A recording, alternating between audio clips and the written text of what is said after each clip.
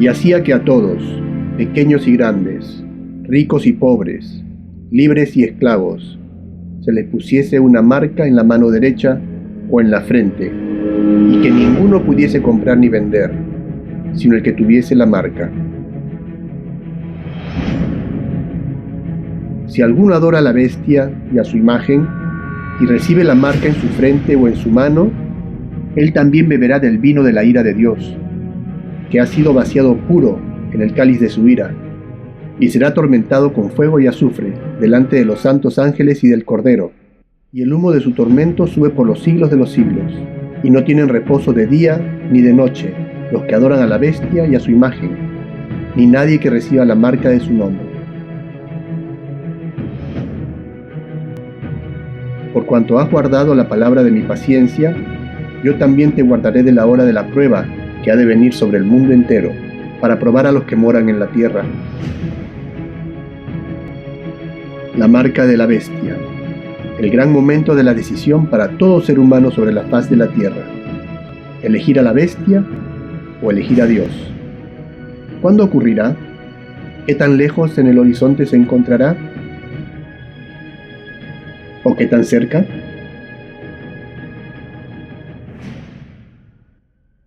Bienvenidos al quinto capítulo de nuestra serie El engaño de iniquidad, el cual lleva como título La dialéctica de Satanás del tiempo del fin.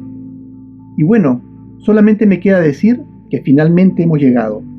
Este es un día muy importante, porque hoy vamos a empezar a poner todas las cartas sobre la mesa.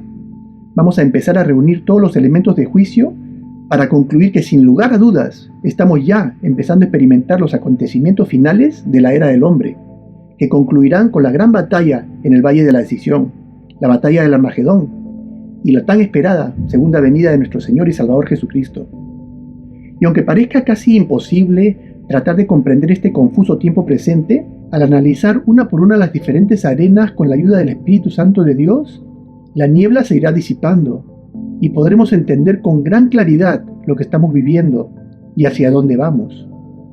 Entonces, ahora que ya sabemos por qué Satanás ha llegado a tener tanto poder el día de hoy, ahora nos toca prestar mucha atención, porque lo que vamos a descubrir es real, es actual y está ocurriendo a una gran velocidad. El mundo entero está al borde del abismo, y el gobierno del anticristo, el nuevo orden mundial, está a las puertas. Es ahora cuando Satanás ha llegado a tener el máximo poder sobre toda la tierra, y la herida mortal que sufrió el papado romano en 1798 finalmente está siendo sanada. Nosotros ya sabemos todo lo que hemos aprendido en esta serie, y nada de eso vamos a volverlo a mencionar para no alargar la presentación. Así que con todo lo que sabemos ya, empecemos nuestro análisis y nuestra conclusión. Vamos a analizar nuestra realidad, primero en cada ámbito de la sociedad por separado, y vamos a ver cómo mientras avanzamos en nuestro análisis, todos los aspectos estudiados convergerán como los brazos de un mismo gran clímax, buscando el mismo gran propósito, arribando a un mismo gran desenlace, a la gran batalla en el Valle de la Decisión, la hora de la prueba que ha de venir sobre el mundo entero, para probar a los que moran en la tierra, obediencia a Dios u obediencia a la bestia. Ahora, buscando entender nuestro tiempo presente, antes vamos a aprender acerca de una estrategia de manipulación que el enemigo de Dios está utilizando en estos días, que ha utilizado y perfeccionado a lo largo de muchísimo tiempo con gran éxito. Visitemos una secuencia de eventos históricos muy interesante que ocurrió hace más de 1500 años, eventos profetizados en la Biblia, de donde, al encontrar las impresionantes similitudes con el tiempo presente, podremos también predecir el desenlace que nos espera. Apocalipsis capítulo 2 nos habla de una trampa creada por Satanás para destruir a la iglesia cristiana primitiva, la segunda iglesia del Apocalipsis, la iglesia de Esmirna, la iglesia cristiana del período comprendido entre los años 100 y 313. ¿Por qué 313? Ya veremos. Esta iglesia estaba compuesta por los discípulos de los apóstoles y de aquellos cristianos que habían andado con Jesús cuando él estaba en la tierra, personas que llevaban la doctrina cristiana en toda su pureza, y por consiguiente era una iglesia contra la cual Satanás concentró todos sus esfuerzos para destruir. Esta era una iglesia acostumbrada a desplazarse en la clandestinidad. Eran repudiados por los judíos y Satanás buscaba acabar con ellos incesantemente a través del Imperio Romano. Desde el reinado del emperador Nerón y luego los emperadores Domiciano, Trajano, Adriano, Marcos Aurelio y en adelante, La persecución de la iglesia de Esmirna era una constante, víctimas de salvaje martirio y de los peores vejámenes. Sin embargo, tal como está escrito en algún lugar, la sangre de los mártires fue la semilla de la iglesia. Es decir, que en cuanto más el enemigo de Dios se esforzaba por acabar con los cristianos, más crecía la iglesia en número y en fortaleza, lo que llevó a que, luego de más de un siglo de persecución, el enemigo de Dios cambiara la estrategia, poniendo en marcha un más ingenioso plan para destruir a la iglesia de Jesucristo, ya no buscando destruir a sus integrantes, sino a la doctrina, al evangelio, de manera que aunque la iglesia creciera en número, igual estaría perdida, y llevó a cabo la táctica de la dialéctica, una trama compuesta por 3 elementos: la tesis, la antítesis y la síntesis, o en lenguaje de la calle, la táctica de policía malo, policía bueno. ¿Cómo es eso? Veamos primero esta sencilla explicación de la táctica en la forma de policía malo, policía bueno. Veamos una técnica que seguramente habrás escuchado hablar, que se trata del policía bueno y el policía malo. Es una técnica muy conocida de larga data, pero no deja de funcionar bien en varias ocasiones. El policía malo o el duro comienza la negociación con propuestas que son muy desfavorables, expuestas de forma autoritaria, agresiva e inflexible. Ese es su papel, ese es su rol, el de policía malo. Por su parte, el otro policía hace de policía bueno, adoptando un tono más cooperativo, cordial y conciliador. Por supuesto que esto se aplica a las negociaciones en el rol de un duro y el rol de un bueno. Sin embargo, las propuestas del policía bueno no tienen por qué ser necesariamente muy favorables. Es su actitud, es su forma de comunicarse, es su manera de decir las cosas la que importa.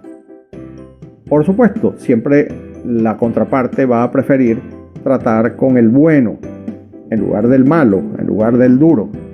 Pero se supone que este tiene las manos atadas, es decir, el bueno tiene las manos atadas por su duro compañero. Quiere ayudarnos, pero no lo dejan. Al final, lo que se persigue es que la contraparte piense que el mal menor es la propuesta que ha hecho el policía bueno o el negociador bueno. Sin embargo, lo que realmente ha pasado es que se ha cedido en la negociación. Es decir, la propuesta, entre comillas, blanda era aquella que perseguíamos desde el principio. Y ambos roles, tanto el bueno como el malo, compartían los mismos fines. Ahora en su forma más compleja: tesis, antítesis, síntesis.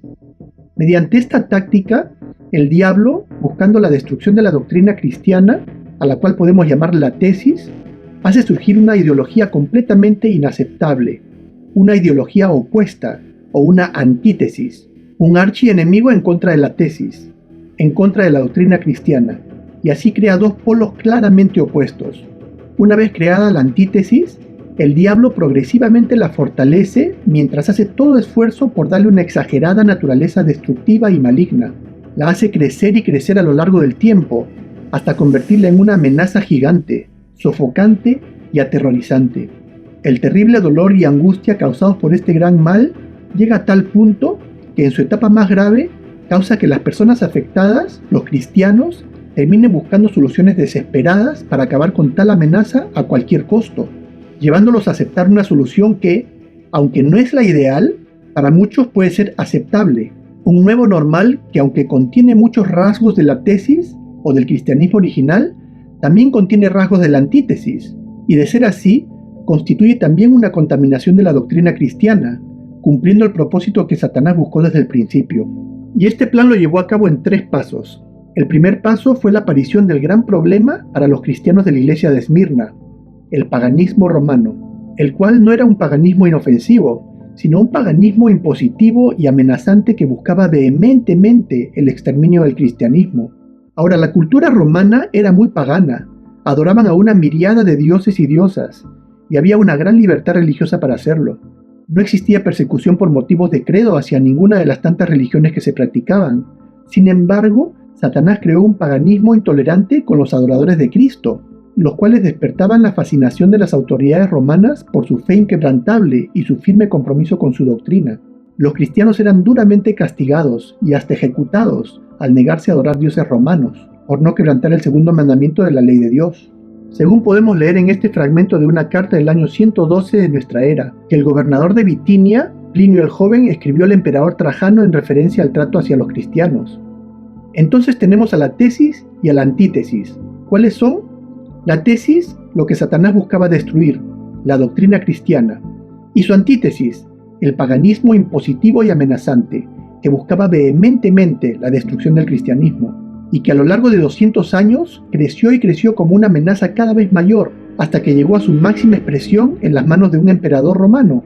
Su nombre, Diocleciano, quien lanzó lo que hasta hoy es conocida como la más severa y cruel persecución cristiana de todos los tiempos, más cruenta aún que la Inquisición papal de la Edad Media, la cual empezó el 23 de febrero del año 303, con la quema de manuscritos cristianos y de una iglesia cristiana en la ciudad de Nicomedia, y luego en todo Roma, además de la prohibición de toda reunión cristiana. Cristianos fueron despedidos de sus trabajos, sus propiedades confiscadas, esclavos cristianos libertados volvieron a la esclavitud y llegando posteriormente a la violencia más extrema, causando los martirios más crueles. Cristianos eran ejecutados, desmembrados, crucificados, y la iglesia de Esmirna fue llevada a un punto de terrible sufrimiento y desesperación. El policía malo haciendo de las suyas. La gravemente diezmada iglesia de Dios tuvo que dejar las ciudades para pasar a vivir en los rincones más desolados e inhóspitos del vasto territorio romano, acostumbrados a vivir en cuevas y lugares alejados de las poblaciones para evitar ser denunciados a las autoridades romanas. En esta situación el pueblo de Dios estaba ya maduro para la llegada de la síntesis, la trampa final que acabaría con la pureza de la doctrina de Jesucristo. Y fue cuando Satanás puso en marcha el segundo paso de su plan, la llegada del policía bueno, de un libertador que acabara con la persecución. ¿Quién fue? El emperador Constantino el Grande, quien exactamente 10 años después del inicio de la persecución diocleciana emitió el Edicto de Milán, conocido también como la tolerancia del cristianismo, promulgado en Milán en febrero del año 313, exactamente 10 años después del Edicto de Persecución de Diocleciano, por el cual se estableció la libertad de religión cristiana en el Imperio Romano, dando fin a las persecuciones a los cristianos, tal y como lo describe la profecía de la iglesia de Esmirna, donde Jesucristo advierte a la iglesia que serían perseguidos durante 10 años, o 10 días proféticos.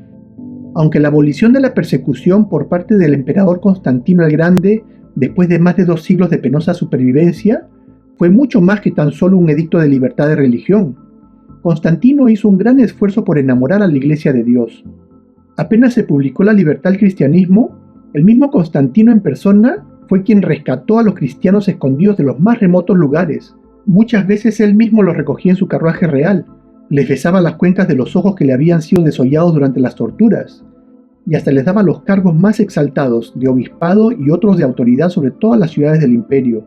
Y mucho más aún, tras el edicto de Milán, donde se les otorgó completa libertad para el culto y asamblea, Constantino elaboró una serie de leyes nuevas que favorecían tremendamente a los cristianos, entre las que estaba una que les devolvía todos los bienes que habían sido previamente confiscados por el régimen de Diocleciano, para lo cual Constantino elaboró un meticuloso registro de todas las propiedades y bienes confiscados para asegurarse su justa devolución. Otra ley, por ejemplo, hacía que cualquier esclavo que se convirtiera a la fe cristiana ganara automáticamente su libertad, además de ofrecer dinero y vestidos nuevos a quienes se bautizaran a la fe cristiana, entre muchas otras leyes por el estilo, llevando a toda Roma en una fiebre de conversiones, y hasta muchos cristianos llegaron a pensar que sería el inicio de los 1000 años de paz profetizados en el libro de Apocalipsis, de manera que muchos cristianos se sintieron comprometidos y en deuda con el emperador Constantino, porque él cumplía el rol del policía bueno. Sin embargo, para aquellos cristianos comprometidos con Jesucristo y conocedores de las Escrituras, esta maniobra de Satanás estaba desnuda ante sus ojos, y podían ver claramente cómo esta vorágine de buenas noticias por parte de Roma no era otra cosa que una trampa, de la cual les advertía claramente el libro de Apocalipsis, dado que, mientras por un lado el cristianismo era profusamente favorecido, al mismo tiempo, debajo de ese disfraz de tolerancia y aceptación, se escondía el tercer y último paso del gran plan, la amalgama entre tesis y antítesis, la síntesis, una gran victoria de Satanás sobre el cristianismo, porque como bien lo dice este estudio de la Universidad de Fordham, Tan pronto como Constantino I tomó su decisión en favor de la Iglesia, comenzó a regularla, y aunque muchas de sus leyes beneficiaron a la Iglesia, también implicaron un control estatal hasta entonces desconocido y un interés en los asuntos internos de la Iglesia, lo que constituyó la transición de la segunda a la tercera iglesia del Apocalipsis, el período de la iglesia de Pérgamo, y la llegada de la apostasía en la iglesia cristiana, o la síntesis que resultó de una iglesia con rasgos cristianos, aunque también con marcados rasgos paganos. Escuchemos lo que este documental cuenta acerca de esta amalgama entre paganismo y cristianismo. Estos paganos se unieron a la Iglesia, pero también trajeron consigo muchas de sus imágenes, creencias y prácticas paganas. Esto es lo que escribe un historiador. Los nuevos cristianos eran, en cuanto a su forma de pensar y sus hábitos, los mismos paganos de siempre. Su irrupción en las iglesias no eliminó el paganismo. Al contrario, las hordas de paganos bautizados significaron que el paganismo había diluido las energías morales del cristianismo, organizado hasta el punto de la impotencia. Aquí está otro historiador, Bruce Shelley, en su libro Historia de la Iglesia en lenguaje sencillo. Cualesquiera que fueran los motivos de Constantino para adoptar la fe cristiana, el resultado fue una disminución del compromiso cristiano. Los creyentes incondicionales que Diocleciano mató fueron reemplazados por una multitud mixta de paganos medio convertidos. Este es el registro de la historia. Los hechos son claros. Aquí hay otro historiador. El paganismo sobrevivió en forma de antiguos ritos y costumbres, condonados o aceptados y transformados por una iglesia a menudo indulgente. Y así, silenciosa y gradualmente, creencias, prácticas y doctrinas que nunca fueron enseñadas por Jesús, doctrinas que no se encuentran en la Biblia, se introdujeron en la Iglesia. Las falsas enseñanzas se introdujeron en la Iglesia y muchas de las grandes verdades que Jesús dio se perdieron. Una iglesia cristiana de nombre, aunque contaminada con numerosas prácticas paganas como la veneración a imágenes, fiestas paganas como la fiesta de la Navidad, en honor al dios Sol, rituales como el de la elevación de un disco en representación del sol naciente, que vemos hasta el día de hoy, el reemplazo del día de reposo, del sábado del cuarto mandamiento de la ley de Dios, al domingo, el día del sol invicto, así como las procesiones, cuyo origen data aún desde tiempos de Babilonia, el confinamiento monástico, así como el celibato de los hombres y mujeres, la doctrina del purgatorio, entre muchas herejías más. Constantino estaba dispuesto a sacrificar las enseñanzas de la Biblia para facilitar al máximo la adhesión de los paganos a la Iglesia. Esto incluyó la transferencia de muchos de los días sagrados paganos al cristianismo para facilitar la conversión de los paganos. Por eso los días más sagrados del calendario cristiano tienen todos sus orígenes en el paganismo. Constantino simplemente tomó los días sagrados paganos y les dio un nombre diferente, pero mantuvo sus tradiciones y símbolos paganos. En el año 321 después de Cristo, Constantino incluso aprobó una ley que prohibía trabajar los domingos. La ley decía: en el venerable día del sol, descansen los magistrados y las personas que residen en las ciudades y cierren todos los talleres. Cuando Constantino aprobó esa ley, si bien estaba influenciado por el cristianismo, tampoco había abandonado el paganismo. Probablemente, por eso se refería al primer día de la semana como el venerable día del sol. El primer día de la semana era considerado sagrado para el dios Sol por los antiguos romanos. Por eso hoy en inglés lo llamamos Sunday. Entonces fue Constantino el Grande quien promulgó la primera ley dominical. Recordemos eso. Y fue así como la iglesia primitiva cayó en la trampa de la primera dialéctica de Satanás. Y todo lo que no logró el emperador Diocleciano en su papel de policía malo, lo logró Constantino en su papel de policía bueno. Porque aquellos mismos cristianos que prefirieron el martirio, el destierro, la persecución y hasta la muerte, antes de postrarse frente a los dioses paganos cuando eran perseguidos por el emperador Diocleciano, no tuvieron ningún problema en hacerlo cuando se los propuso el emperador Constantino con una actitud amigable.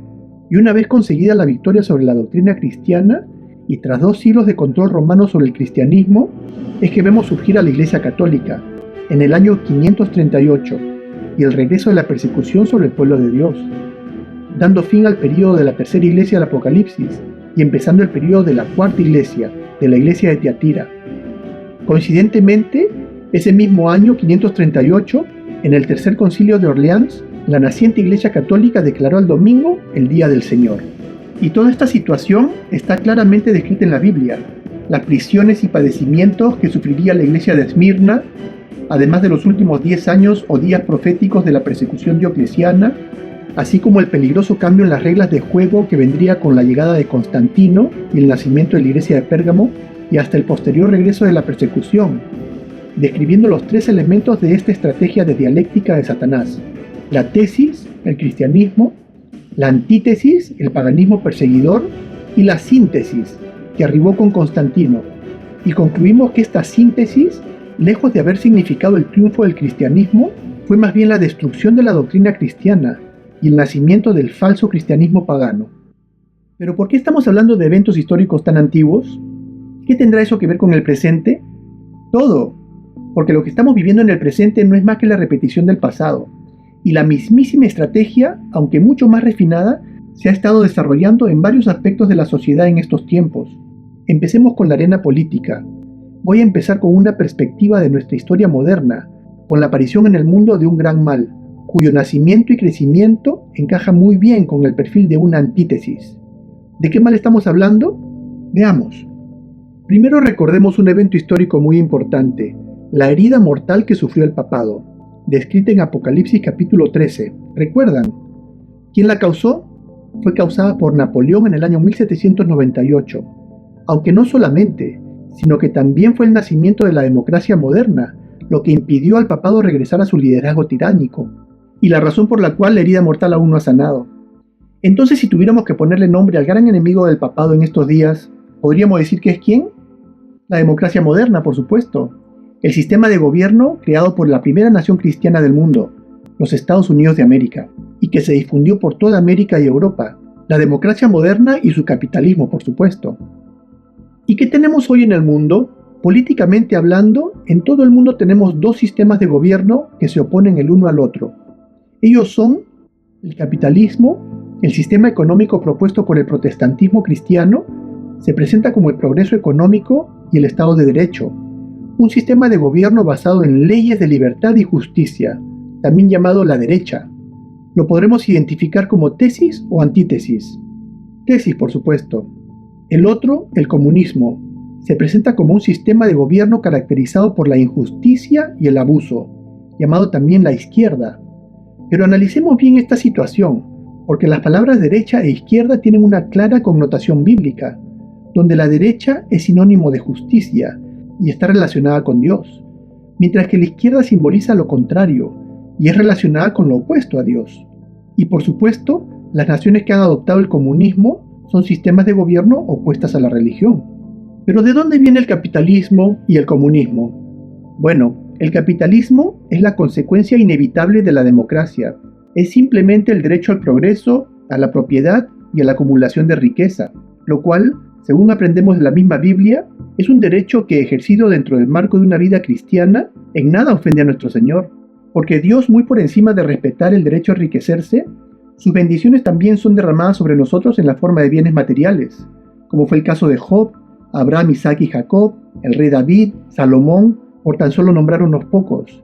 Y aún 2 de los 10 mandamientos de la ley de Dios son claramente dirigidos al respeto a la propiedad. ¿Y de dónde proviene el comunismo? El comunismo es creación del papado a través de la orden jesuita y su logia masónica, como ya hemos aprendido. Un extraño fenómeno profusamente publicitado en todo el mundo como lo que es, un absurdo sistema de gobierno contra natura, destinado a empobrecer a las naciones, donde la creatividad, la perseverancia y la inventiva son arrancados de la sociedad al prohibirse el derecho a la propiedad y al progreso económico individual. Un sistema donde la pobreza se convierte en matemáticamente inevitable, y el cual fue instituido en naciones en medio de las más desgarradoras historias de opresión, abuso, genocidio y terribles injusticias. Revisitemos su historia. El comunismo nació a fines del siglo XIX con el masón Karl Marx y su infame Manifiesto Comunista, documento que la media rápidamente difundió por todo el mundo. Para principios del siglo XX, este sistema de gobierno logró el increíble emprendimiento de apoderarse de la más grande nación del planeta, la Gran Rusia, en medio de un espectacular genocidio de más de 40 millones de seres humanos, cientos de miles de ejecuciones, expropiación de millones de haciendas y la más terrible denigración del ser humano que la media diligentemente difundió en todo su horror, conmocionando al mundo entero. Poco después, el fantasma comunista se expandió por la fuerza a la Gran China y a otros países, mostrando al mundo el mismo patrón de violencia y maldad. En 1946, la nación de Grecia fue astutamente utilizada como punto de partida de la rivalidad entre tesis y antítesis, el comunismo y el capitalismo, al haber sido llevada a una cruenta guerra civil entre la Armada Nacionalista griega, apoyada por los Estados Unidos de América, y las milicias comunistas sustentadas por intereses rusos, originando una serie de tensiones diplomáticas presentadas y exageradas dramáticamente al mundo a través de la media, y que involucraron a varios países de la región de los Balcanes y del Oriente Medio. Luego, el siguiente año, en marzo 12 del año 1947, el presidente Harry Truman dirigió el discurso conocido como la Doctrina Truman, identificando categóricamente al comunismo como el enemigo irreconciliable de la civilización, y estableciendo oficialmente el inicio de la infame Guerra Fría, una escalada armamentista entre los Estados Unidos de América y Rusia, que duró 45 años, y que llevó al comunismo a convertirse en una gran amenaza a los ojos del mundo entero. Guerras y revoluciones comunistas en China, Vietnam, Corea, Cuba, Nicaragua y hasta lo último de la Tierra, acompañadas de terribles historias de horror, fueron llevadas por la media a las portadas de los diarios por todo el mundo, conmocionando a generaciones enteras con incontables escaramuzas y conflictos políticos. Sangrientos espectáculos como la masacre de la plaza de Tiananmen del 4 de junio de 1989, donde miles de manifestantes anticomunismo fueron asesinados por las fuerzas militares del gobierno comunista chino en un solo día, y falsas situaciones de amenaza nuclear difundidas y dramatizadas poderosamente por la media, congelando la sangre de todos los pobladores de la Tierra en más de una ocasión, llevaron al fenómeno del comunismo a convertirse en la mayor amenaza que la humanidad nunca antes haya enfrentado, logrando su objetivo de crear en la mentalidad colectiva el terror hacia el comunismo, la perfecta antítesis de la derecha, del capitalismo. Y lo que estamos viviendo en estos últimos años se parece mucho a los últimos 10 años de persecución cristiana dirigida por el emperador Diocleciano, donde la antítesis, la izquierda, aunque entre los años 1989 y 91 parecía estar desapareciendo cuando la mayoría de naciones comunistas dejaron de serlo, sin embargo, naciones como Cuba, Venezuela, Nicaragua, Vietnam y demás se mantienen como un vivo recuerdo del abuso y perversidad izquierdista. Y extrañamente, el fantasma de la izquierda, lejos de rehusarse a desaparecer, lo que vemos en el presente es un poderoso resurgimiento de este gran mal en todos los continentes. Desde Alemania y demás países europeos, las naciones de Sur y Centroamérica y del resto del mundo, aún incluyendo los propios Estados Unidos de América, se encuentran más cerca que nunca antes de caer presas de la amenaza comunista, gobernadas por mandatarios con irrefutables afiliaciones izquierdistas. ¿Me equivoco? Los gobiernos de izquierda, más allá de sus matices, se adueñaron de América Latina. Hubo un momento hace no mucho, hace 40, 50 años, en que América Latina estaba dominada por dictaduras militares que aplastaban a los grupos sociales y a las personas progresistas. Si, como indica la lógica, Lula da Silva gana la segunda vuelta en Brasil a final de mes, así estaría el mapa al terminar el año. Gobiernos de izquierda en Brasil, Argentina, Chile, Bolivia, Perú, Colombia, Venezuela, Nicaragua, sea lo que sean estas dos últimas dictaduras, Honduras y México, por no hablar de Cuba. Eso nunca había ocurrido. ¿No es inverosímil que un sistema de gobierno completamente inviable y desprovisto de bien encuentre su camino de regreso al mundo con tanto poder? Claro que lo es, a menos que estemos frente a la misma estrategia del pasado, la de fortalecer y dar una exagerada apariencia destructiva y maligna a la antítesis, haciéndola crecer y crecer a lo largo del tiempo, hasta convertirla en una amenaza gigante, sofocante y aterrorizante. ¿Recuerdan? Es el primer paso de la dialéctica. Aunque a esta antítesis se le ha colocado sobre los hombros otros dos elementos muy sospechosos, que no tendrían por qué estar allí.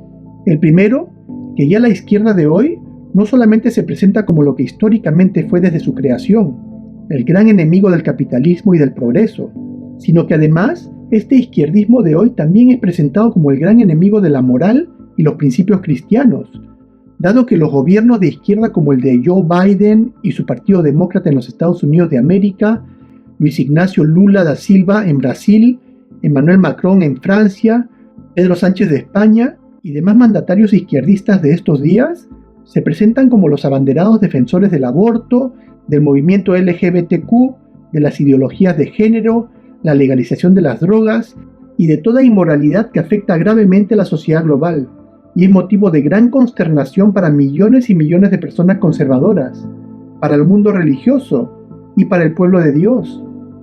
Aunque la amenaza de este monstruo de la izquierda es aún mucho mayor de lo que hemos hablado hasta ahora, porque sus tentáculos han llegado al punto de haberse apoderado hasta de los más grandes poderes supranacionales, como las Naciones Unidas, la Organización de Estados Americanos, la Organización Mundial de la Salud, el Foro Económico Mundial, todos ellos liderados por izquierdistas, a quienes vemos a cargo del manejo de los grandes fenómenos globales que han afectado a la humanidad en estos últimos años, como la pasada pandemia, así como el asunto del cambio climático, porque todos estos izquierdistas son globalistas, son los que están manejando el tren que nos llevará al nuevo orden mundial, al comunismo mundial, y este es el segundo gran elemento que también se le ha colocado a la izquierda de hoy, el globalismo, convirtiéndolo en el enemigo de todos. ¿Y podremos creer que es coincidencia que el color escogido para este gran mal sea exactamente el mismo color con el que la Biblia identifica a Satanás? Por supuesto que no. Nada es casualidad en este poderoso engaño. Con todo lo dicho, ahora concentremos nuestra atención en la situación política y el actuar de los Estados Unidos de América, buscando aquel gran segundo paso de la dialéctica, la llegada de aquel Constantino moderno que se oponga audazmente y busque poner fin a la gran antítesis.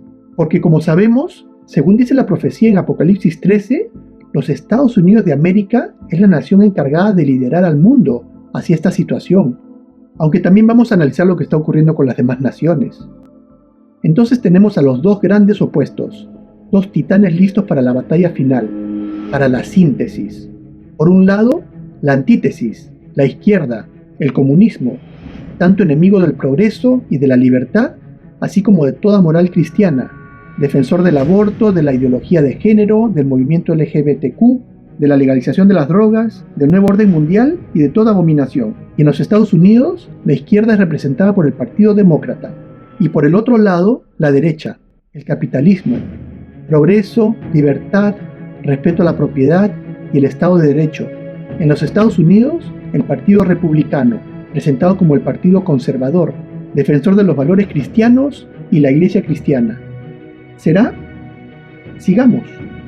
Y en los Estados Unidos de América, el actual gobierno izquierdista de Joe Biden, el Partido Demócrata, está haciendo todo esfuerzo por ganarse el repudio de la población norteamericana, porque además de favorecer todas las agendas opuestas a la moral cristiana, a su manera también es causante de un gran daño a la economía de su nación, no solamente causando una inflación sin paralelo histórico en las últimas décadas, sino además abriendo sus fronteras a la migración ilegal sin ninguna razón lógica para haberlo hecho, un acto inexplicable y escandaloso que según la media constituye un gasto de más de 185.000 millones de dólares por año a la nación del norte, lo que por supuesto ayuda mucho a redondear el concepto de malignidad que se quiere proyectar de la izquierda norteamericana.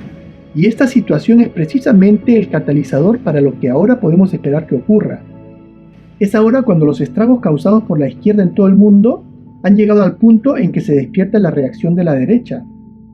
Aunque como sabemos que debe ocurrir, situaciones desesperadas como esta justificarán la utilización de medidas desesperadas también, donde, así como Constantino trajo la libertad al costo del control estatal del cristianismo, de manera análoga, una izquierda desproporcionadamente poderosa requerirá la aparición de una derecha poderosa o una ultraderecha nacionalista, un poder que busque acabar de una vez por todas con el fantasma del comunismo. ¿Y además qué? Además de regresar a los valores morales, pero por la fuerza, ya no como aquella derecha respetuosa de las instituciones y la libertad, y sobre todo respetuosa del importante principio de separación entre Iglesia y Estado, fundamental para asegurar la libertad religiosa, sino una derecha tiránica, impositiva e intolerante, el regreso del control estatal del cristianismo de Constantino. ¿Tiene sentido? ¿Será posible que algo así ocurra en los Estados Unidos de América? Ahora entendamos que todos los aspectos de nuestra realidad actual han sido y siguen siendo preparados con un gran objetivo, el cual extraeremos de la palabra de Dios. Leamos esta fascinante descripción de una situación que estamos empezando a vivir en el presente. Apocalipsis capítulo 13, versículo 11 en adelante, pero reemplazando los símbolos de acuerdo a lo que ya hemos aprendido. Dice: Después vi a la nación de los Estados Unidos de América, que aunque se presentaba como un poder cristiano, se comportaba como el enemigo de Dios, y ejerce toda la autoridad del papado romano en su presencia, y hace que la tierra y sus moradores adoren al papado romano. Aquí no está hablando del tiempo presente, del año 2024, pero sí de una situación a la que nos estamos acercando mucho. Notemos que no dice hace que los moradores de la tierra adoren al papado, sino que la tierra y sus moradores. Es decir, que está hablando de dos entidades distintas. Una de ellas, la tierra, como representación de las naciones, y otra, sus moradores, la gente que vive en ellas. Es decir, que no solamente la gente adorará al papado, sino que las naciones como entes corporativos, con su comportamiento y sus leyes, también lo harán. Aquí se está refiriendo directamente a la ley de imposición del domingo como día obligatorio a guardar, lo cual es considerado como un acto de adoración, porque aunque obediencia en sí misma no conlleva ninguna connotación especial cuando se trata de obedecer, por ejemplo, directivas personales, civiles, militares, etc., sin embargo, obediencia a una directiva o una doctrina de origen religioso se convierte en un acto de adoración. Y de ser así, entonces podemos leer aquí que son los Estados Unidos de América la nación que hace que todo el mundo, tanto personas como naciones, obedezcan la imposición del mandamiento o de la ley dominical del papado. Y además dice que esta nación, los Estados Unidos de América, logrará mediante engaños y falsas señales de respaldo divino que todas las demás naciones del mundo acepten su liderazgo como una imagen del papado romano. Es decir, que los Estados Unidos de América dejará de ser una nación regida por el Estado de Derecho para pasar a ser un tirano perseguidor del pueblo de Dios, llegando a promulgar en todo el mundo, en principio, restricciones financieras como comprar y vender, y finalmente la pena de muerte para todos aquellos que no acepten la obligatoriedad del descanso dominical para todo ser humano sobre la faz de la tierra, como símbolo de sumisión a la autoridad del papado romano. Y lo que podemos percibir claramente al leer este pasaje es que esta vez la fuerza que lleva el timón y conduce al mundo en esta dirección son los Estados Unidos de América. Es el jugador central en toda la trama, que mueve las fichas del ajedrez, en la presencia de su amo, el papado romano. Entonces nuestros ojos deben estar puestos en estos dos poderes, aunque principalmente en los Estados Unidos de América. Vi que la bestia de 2 cuernos tenía boca de dragón, y que su poder estaba en su cabeza, y que el decreto saldría de su boca. Entonces vi a la madre de las rameras, que la madre no era las hijas, sino separada y distinta de ellas. Ella tuvo su día, y ya pasó, y sus hijas, las sectas protestantes, fueron las siguientes en subir al escenario y representar la misma mente que tenía la madre cuando perseguía a los santos. Vi que a medida que el poder de la madre ha ido disminuyendo, el de las hijas ha ido creciendo, y pronto ejercerán el mismo poder que una vez manifestó la madre. Cartas y manuscritos. Manuscrito 15, párrafo 5, 1850. Ahora, ¿qué tan cerca estamos de que todo esto ocurra? ¿De que los Estados Unidos de América deje de lado su compromiso con la libertad y el Estado de Derecho y se comporte de manera impositiva? ¿De que los Estados Unidos de América dé el gran paso de repudiar la primera enmienda de su Constitución, la que habla acerca de la separación de Iglesia y Estado, donde prohíbe la intromisión del Estado en asuntos religiosos, de la imposición de una ley mundial que señale al domingo como un día de descanso obligatorio, de la aparición de un sistema que efectivamente controle todas las transacciones a nivel mundial, más aún, de que los Estados Unidos de América llegue a convertirse en un perseguidor del pueblo de Dios y del establecimiento de un gobierno, una tiranía global bajo el liderazgo, en principio, de una coalición de naciones al estilo de la ONU y posteriormente bajo el liderazgo del papado romano. ¿Estaremos cerca de todo esto? ¿Qué tan cerca? Veamos. Estados Unidos de América, octubre del año 2023. Llega la hora de la respuesta de la ultraderecha nacionalista. Aprendamos del proyecto 2025, construyendo ahora una victoria conservadora a través de política, personal y capacitación. Dice que no basta que los conservadores ganen las elecciones si queremos rescatar al país de las garras de la izquierda radical. Entonces aquí llegaron nuestros salvadores, que nos van a rescatar de los izquierdistas, de los globalistas, de los hombres malos que vienen por nosotros. Necesitamos tanto una agenda de gobierno como las personas adecuadas, listas para llevar a cabo esta agenda desde el primer día de la próxima administración conservadora. Luego dice, este es el objetivo del proyecto de transición presidencial 2025, es decir que está específicamente enfocado en conseguir el presidente correcto para el siguiente término. Y vamos a ver quién podría ser. El proyecto se basará en 4 pilares que en conjunto allanarán el camino para una administración conservadora eficaz. ¿Qué es lo que quieren? Quieren legislación moral, quieren el regreso a los principios morales, quieren abordar todos los asuntos que han degradado la moral cristiana de la nación, quieren abordar el LGBTQ, la legalización de las drogas, el aborto, quieren drenar el pantano en el que está sumergido la nación de los Estados Unidos de América. Constantino el Grande quiere rescatar a la cristiandad. Este proyecto 2025 no es del gobierno, ni tan solo es un grupo de personas que están tratando de empujar todo en una determinada dirección. Este es el esfuerzo más unificado de cristianizar el gobierno de los Estados Unidos de la historia de esta nación. Se trata de una iniciativa que congrega a más de 70 de las más importantes organizaciones y fundaciones conservadoras y religiosas de los Estados Unidos de América, todas lideradas por personas religiosas, y todas ellas bajo la dirección de Heritage Foundation, quienes se llaman a sí mismos el principal grupo de expertos conservador de los Estados Unidos de América. Un poderoso grupo de expertos con un plan muy ambicioso, detallado en un documento de más de 900 páginas. ¿Pero quiénes son estos señores de Heritage Foundation? Conozcamos a sus 3 fundadores. El primero, Owen Weyrich, católico, quien se hizo conocido por sus esfuerzos por movilizar a la derecha religiosa y por su papel decisivo en la formación de lo que llamaron The Moral Majority, o mayoría moral, una organización política que buscaba promover los valores cristianos conservadores. Ahora, siendo católico, ¿cómo definirá valores cristianos? A través de la enseñanza católica ha de ser. ¿Y cómo define moral? A través de la enseñanza católica también. Edwin Fellner, entrenado y educado en instituciones jesuitas, también devoto católico. Y luego tenemos a Joseph Kurz, y aquí es donde encontramos la mezcla entre catolicismo y cristianismo evangélico.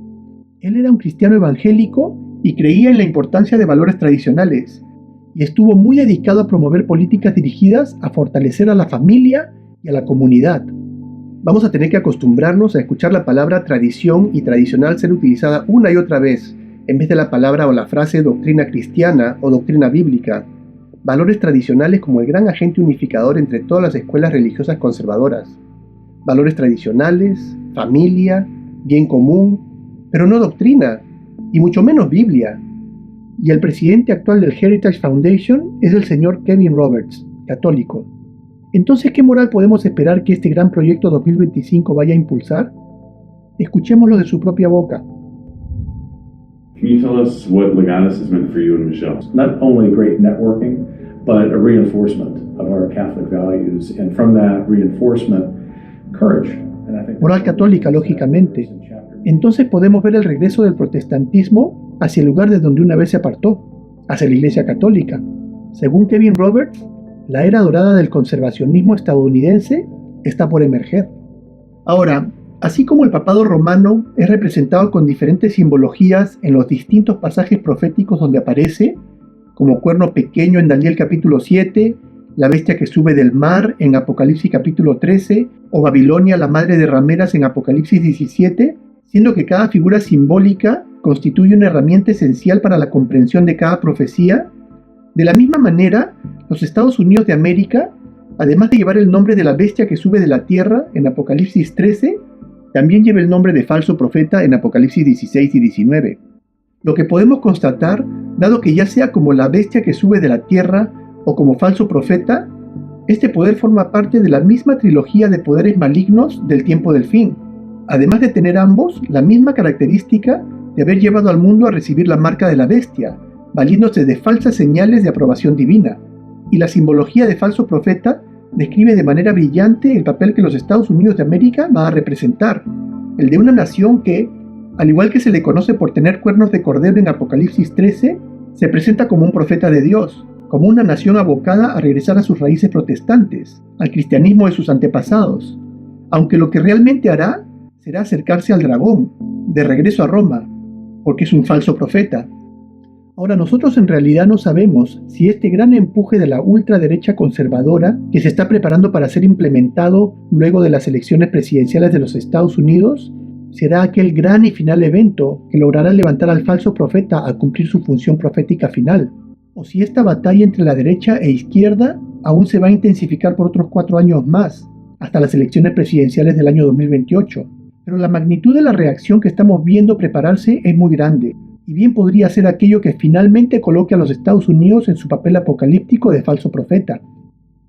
Entonces tenemos los dos grandes opuestos que son, por un lado, la extrema izquierda libertina, y por otro lado, la ultraderecha conservadora. El comunismo, ligado al Partido Demócrata, opuesto a lo que propone la ultraderecha, buscando forzar leyes por encima de los derechos constitucionales. Luego, bajo la izquierda tenemos todo lo liberal, toda la nueva ola de ideologías de género versus lo tradicional. Repito, esto no es lo bíblico, sino lo tradicional. Recordemos que la gran controversia original entre el protestantismo verdadero y el catolicismo es que el protestantismo se adhiere a la doctrina de sola escritura, o Biblia y Biblia solamente, mientras que el catolicismo es Biblia y tradición. Y ahora lo que vemos es que no es la Biblia lo que se busca usar como contrapuesto al liberalismo, sino los valores tradicionales. La extrema izquierda es antidios, mientras que la ultraderecha es Dios, pero a la fuerza. Y es aquí donde muchísima gente será engañada, porque viendo que la izquierda se presenta como antidios, entonces la ultraderecha debe estar bien, porque es con Dios. Aunque si se trata del mismo Dios que fue impuesto a la fuerza por el poder papal por 1260 años durante el oscurantismo europeo, no es el Dios de la Biblia, sino el regreso de la represión y persecución al cristianismo. Entonces un Dios a la fuerza no es mejor que antidios. Y esta ultraderecha conservadora también es antiglobalismo. Es decir, que para poner este asunto de manera más comprensible, por un lado tenemos a los grupos como el Foro Económico Mundial, la ONU, eventos como el COP27, que son manifestaciones de la izquierda. Y bajo la derecha tenemos también entidades igualmente poderosas, como son la Asociación Nacional Evangélica, la Heritage Foundation, y podríamos mencionar otras cientos más. Ahora, al mismo tiempo que este proyecto y este documento de ultraderecha nacionalista salió a la luz, otro documento muy importante también fue publicado. Esta es la Carta Apostólica Laudate Deum, emitida por el Papa Francisco, lo que podríamos también llamar la continuación de su encíclica Laudato Si del 2015. ¿Recuerdan? Laudato Si, de la que hablamos en el capítulo 5 de este estudio, donde el Papa presentó claramente su intención de implementar una ley dominical análoga al sábado bíblico dentro del marco de protección a la ecología. Y en esta carta apostólica última, la cual es un documento que, además de mostrar un marcado tinte comunista y anticapitalista, contiene también un fuerte mensaje globalista y tiránico, donde exige el aumento de poder efectivo en entidades internacionales como la OMS y la ONU, y el sometimiento de la soberanía nacional de todos los países del planeta a estas entidades supranacionales, además de abundar en datos técnicos científicos, entre comillas, acerca del cambio climático. Mientras tanto, ¿qué tiene que decir la ultraderecha del cambio climático? En la página 257 del documento leemos: la próxima administración conservadora deberá rescindir todas las políticas climáticas de sus programas de ayuda exterior, específicamente la Estrategia Climática 2022-2030 de la USAID, cerrar las oficinas, los programas y las directivas de la agencia designados a promover el Acuerdo Climático de París. Cuando leemos esto, y luego de ver a los globalistas cerrándonos el cerco con sus ideas y su lenguaje amenazante acerca de restricciones climáticas o de vacunaciones obligatorias, ¿cuál será nuestra reacción inmediata? Yo estoy de acuerdo con esta gente. Este es el engaño de la dialéctica. Tenemos al Papa Francisco y un funcionario de alto nivel de los Estados Unidos de América golpeando la mesa con sus declaraciones climáticas, y al mismo tiempo se hace público este documento diciendo vamos a acabar con todo esto. Sigue diciendo en la página 258, la agencia o el gobierno debería dejar de colaborar y financiar fundaciones, corporaciones, instituciones internacionales y ONGs progresistas que defiendan el fanatismo climático. Y una persona como nosotros, que no queremos que vengan todas estas restricciones climáticas de las cuales oímos constantemente y escuchamos estas palabras, por supuesto que nuestra reacción será: ¡claro que sí! Acabemos con este fanatismo por el tema climático. Gracias a Dios existe alguien que le pone el nombre que merece, porque no es otra cosa que fanatismo. Y es así como esta iniciativa conservadora nos empieza a absorber con su apoyo a lo que nosotros pensamos, porque es nada menos que Constantino 2.0, haciendo todo esfuerzo por enamorar al cristianismo. Una fiel copia del Constantino original. ¿Recuerdan? Otra vez sigue diciendo en la página 60: finalmente, la administración enfrentará un desafío importante a la hora de desmantelar políticas y procedimientos que se utilizan para promover, vean esto, iniciativas radicales de género, raza y equidad bajo la bandera de ciencia. ¿Qué dijo? Entonces, mientras por un lado el Vaticano golpea la mesa con su carta apostólica llena de grados centígrados y falsa ciencia, al mismo tiempo, este proyecto 2025 dice no, vamos a desmantelar todas estas políticas, y dice que se necesitará mucho trabajo para desarraigar el fanatismo climático de la administración Biden, de todo el aparato de gobierno. Es decir, un planteamiento tan opuesto a Laudate Deum como el este es del oeste. Continúa diciendo que los recursos del gobierno federal utilizados por la administración Biden para promover la agenda liberal deben revertirse y eliminarse de todos los manuales de políticas, documentos de orientación y agendas, lo cual ven como máxima prioridad. Es decir, que no solamente piensan en revertir las políticas liberales, sino completamente eliminarlas, como si nunca hubieran ocurrido. Entonces tenemos a esta fuerza arrolladora que nos promete acabar con todo lo malo, con todo lo injusto, con todo lo que ha amedrentado a la humanidad en los últimos años. Nos va a salvar de la izquierda, de la inmoralidad, del aborto, de los globalistas y su agenda del cambio climático, y hasta se levanta decididamente en contra de la OMS, a la cual el Papa Francisco apoyó tanto durante la última crisis sanitaria que acabamos de pasar. Dos católicos hablando el uno en contra del otro, y uno de ellos en representación del protestantismo norteamericano. En la página 191 dicen: el fracaso manifiesto y la corrupción de la Organización Mundial de la Salud, OMS, durante la pandemia del COVID-19 es un ejemplo del peligro que las organizaciones internacionales representan para los ciudadanos y los intereses estadounidenses. ¿Cuántos cristianos evangélicos leen esto y dicen: bien dicho? ¿Cuántos protestantes y gente del público general van a decir: finalmente alguien dice las cosas como son? Y finalmente dice que la próxima administración debe poner fin al apoyo ciego a las organizaciones internacionales.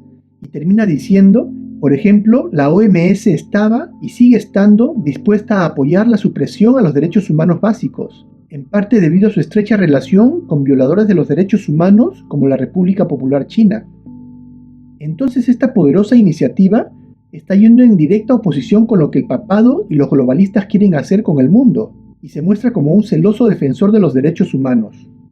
Y esta gran fuerza conservadora no ha dejado desatendido ningún ámbito de acción, abordando todo asunto político y desde la agricultura, educación, salud, desarrollo urbano, fondos de retiro, todo tema de moralidad, acerca de la familia, hasta el transporte público, comercio, y en medio de los cientos de puntos abordados, literalmente, en la página 589, escondido se encuentra el meollo de todo el asunto, el gran tesoro del enemigo de Dios, la infame marca de la bestia.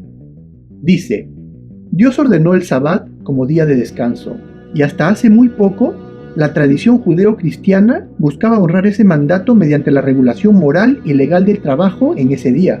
Además, un día libre compartido hace posible que las familias y comunidades disfruten del tiempo libre juntas, en lugar de como individuos atomizados, y proporciona un ritmo de vida más saludable para todos.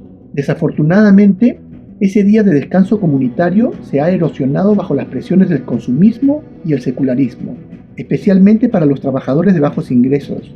Interesante, suena como si estuvieran añorando los tiempos en que los asuntos morales eran regulados, y habla de regulación legal del día de reposo, de una ley regulando el día de reposo. El Congreso debería fomentar el descanso comunitario modificando la ley de normas laborales justas para exigir que a los trabajadores se les pague tiempo y medio por las horas trabajadas en Sabbat. Es decir, que una manera de hacer que los empleadores eviten hacer trabajar a sus empleados en Sabbat es obligándoles a pagar el 50% más por trabajar en ese día. Luego dice que ese día será asignado al domingo. Entonces ya tienen un día en mente. Y no se trata del verdadero Sabbat en sábado, sino se trata de un Sabbat en domingo. Sigamos. Ese día sería asignado al domingo, excepto para los empleadores con una sincera observancia religiosa de un Sabbat en un horario diferente. Ejemplo de la caída del sol del viernes a la caída del sol del sábado. Dice que en ese caso la obligación se transferiría a ese periodo. Entonces están hablando de una obligación de guardar el domingo y otorgando una excepción a quienes observan el verdadero día de reposo del cuarto mandamiento de la ley de Dios, como los judíos, los adventistas del séptimo día y los bautistas del séptimo día. Entonces estamos viendo cómo este proyecto de ley llama descanso sabático al descanso en domingo, y al verdadero descanso sabático le llama un horario diferente. Y luego habla acerca de las excepciones que se considerarían para ciertas iglesias, así como para empleadores que están obligados a trabajar las 24 horas, como hospitales, bomberos, etc. Continúa diciendo: mientras algunos conservadores creen que el gobierno debería fomentar cierta observancia religiosa haciendo que sea más costoso para los empleadores y consumidores no participar de esas prácticas, dice que otros conservadores creen que el papel del gobierno es proteger el libre ejercicio de la religión, eliminando barreras en lugar de colocarlas. Graciosamente, aquí se están debatiendo opiniones, donde algunos conservadores opinan que el gobierno debería intervenir en asuntos religiosos, mientras que otros opinan que no. Y en esta discusión se está dejando de lado un asunto que no está sujeto a opinión, sino que es ley, nada menos que la primera enmienda de la Constitución norteamericana, que prohíbe la intervención del gobierno en asuntos religiosos. ¿Qué les parece? La nación de los Estados Unidos de América está dejando de lado su Constitución. ¿Ven la profecía cumpliéndose? La bestia con cuernos como cordero empieza a hablar como dragón.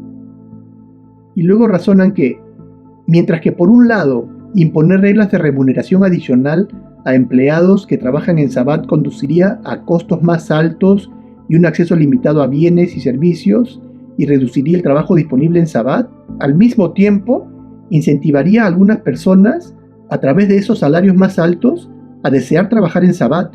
El papel apropiado de la principal estrategia del gobierno para ayudar a que las personas practiquen su religión es reducir las barreras a las opciones laborales y a las relaciones fructíferas entre los empleadores y los empleados. El resultado: amplias opciones laborales que no requieran trabajar en Sabbat, de modo que las personas en roles que a veces sí requiere trabajar en Sabbat estén facultados para negociar directamente con su empleador para lograr el horario deseado.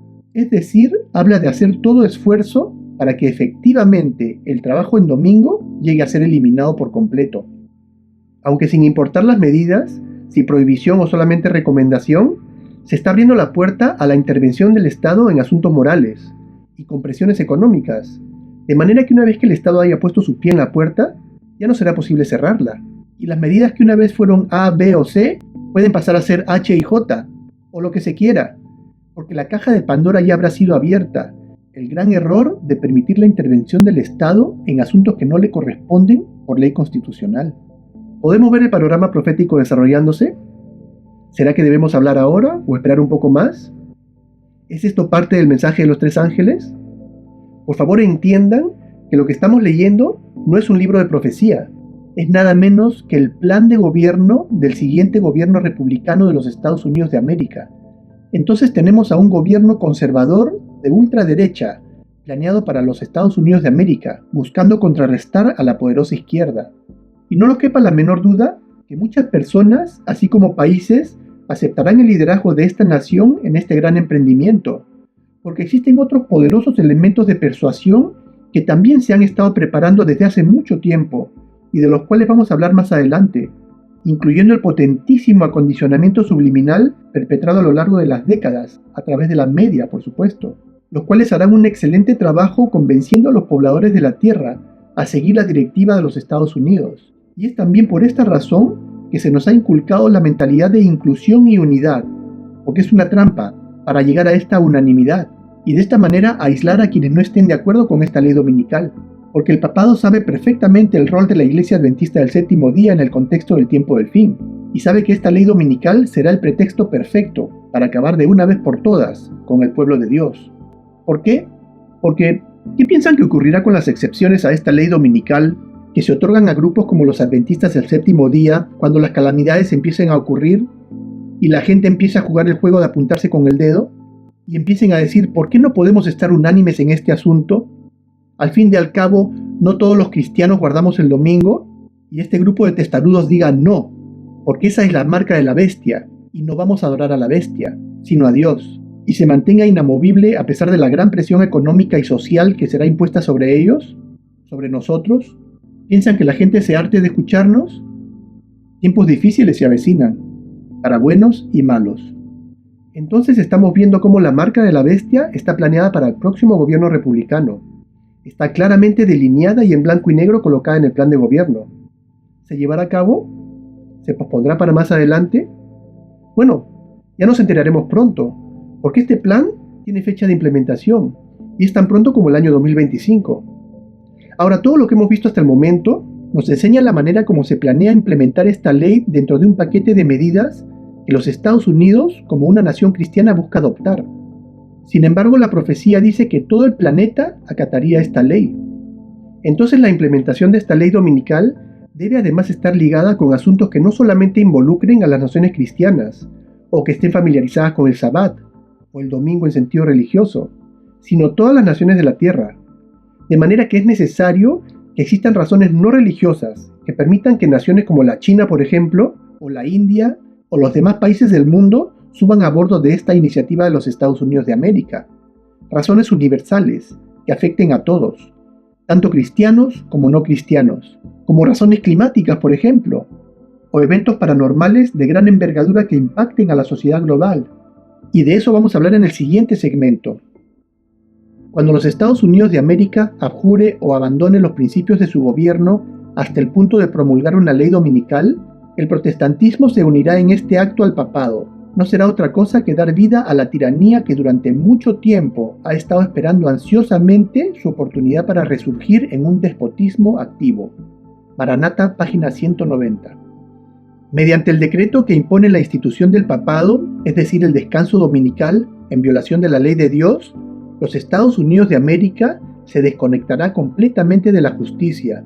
Cuando el protestantismo extienda su mano a través del Golfo para tomar la mano del poder romano, cuando se extienda sobre el abismo para estrechar la mano del espiritismo, cuando bajo la influencia de esta triple unión, nuestro país repudie todos los principios de su constitución como gobierno protestante y republicano y tomemos medidas para la propagación de falsedades y engaños papales, entonces podremos saber que ha llegado el momento de la obra maravillosa de Satanás y que el fin está cerca. Testimonios para la Iglesia, volumen 5, página 451. La obra maravillosa de Satanás. Preparémonos para presenciar los más increíbles falsos milagros y señales que Satanás obrará buscando que los Estados Unidos de América logre convencer a todos los países del mundo a aceptar su liderazgo en este asunto. Y engaña a los moradores de la tierra con las señales que se le ha permitido hacer en presencia de la bestia, mandando a todos los moradores de la tierra que le hagan imagen a la bestia que tiene herida de espada y vivió. Cuando revisamos cuidadosamente la propuesta de la derecha conservadora norteamericana, así como la del papado y sus globalistas izquierdistas, buscando comparar en qué se oponen estos dos poderes, vemos que de hecho están en directa oposición en prácticamente todo, excepto por un solo punto en el cual están en perfecta armonía, que es en que ambos poderes proponen una ley dominical, de manera que sin importar quién gane esta gran batalla, la marca de la bestia no tiene quien la detenga. ¿Ven el engaño? Entonces el falso profeta quiere unir iglesia y Estado. Dice que quiere a Dios de regreso en el gobierno y en la vida, y quiere reconstruir el tercer templo en Jerusalén. Lo ven como algo que tiene que ocurrir para que Jesús regrese. Si yo creyera en el futurismo, que todo el mundo protestante de hoy cree, lo cual sabemos que es una patraña jesuita, yo también quisiera la construcción del tercer templo de Jerusalén. Y cuando vemos el flujo de eventos y recordamos cuando el expresidente Trump reconoció a Jerusalén como la capital de Israel y ordenó el traslado de la embajada de los Estados Unidos de Tel Aviv a Jerusalén, este evento es mucho más significativo de lo que muchos piensan. Y en la mentalidad colectiva del mundo religioso de los Estados Unidos, Gestos como este han llevado a Donald Trump a haberse ganado el apoyo de protestantes así como de evangélicos, quienes lo consideran hasta como un tipo de mesías. We come together from all denominations, all races together, as the Bible says, to pray for those in authority. We who are evangelical Christians are going to have a true friend in the White House. Y todos los problemas que han pasado en estos últimos años han servido para darle una mayor prominencia a su rol de mártir. El alguacil del condado de Fulton dijo que Trump y los 18 acusados en el caso deberán entregarse en una cárcel del condado de Fulton para ser procesados.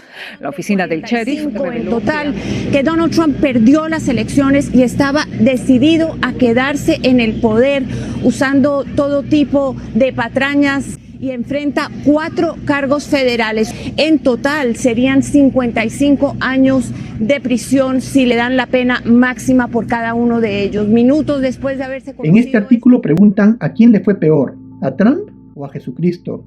Y dice, en los círculos del mundo MAGA, MAGA es una abreviación de Make America Great Again, o Hagamos América Grande otra vez. En los círculos del mundo MAGA y del nacionalismo cristiano, muchos partidarios de Trump ven su inminente arresto como inquietantemente similar a la crucifixión de Jesucristo. Y esta ilustración que colocan podría interpretarse como si Jesucristo estuviera acompañándolo en la corte, en sus tribulaciones. Pero no.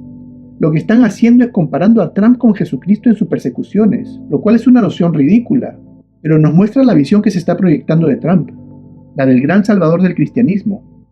Veamos este reciente anuncio de campaña. More than a shining city on a hill. The idea of America lives in each and every one of us. America lives. But a storm has gathered at our shores. A tempest that seeks to tear apart the fabric of our nation. It seeks nothing less than the wanton destruction of this great nation of men and women. It seeks to rip out, erase, and supplant the very foundations of practicality and reason. It seeks to erase us. We know this enemy. They have existed throughout time, and now they have come for us. And they have come for our children. We watch the clouds coalesce and gather. We watched them form for decades from a distance as they approached our borders. We heard the clap of thunder echo in our minds and rattle down through the halls of our capitals. We have, most of us, become complacent, unaware, and disengaged while the darkness grew and unfolded around us. Slowly, then all at once. This threat is real. What we face is a hurricane of deceit and moral decay with the goal of absolute power. We face a true battle of good versus evil.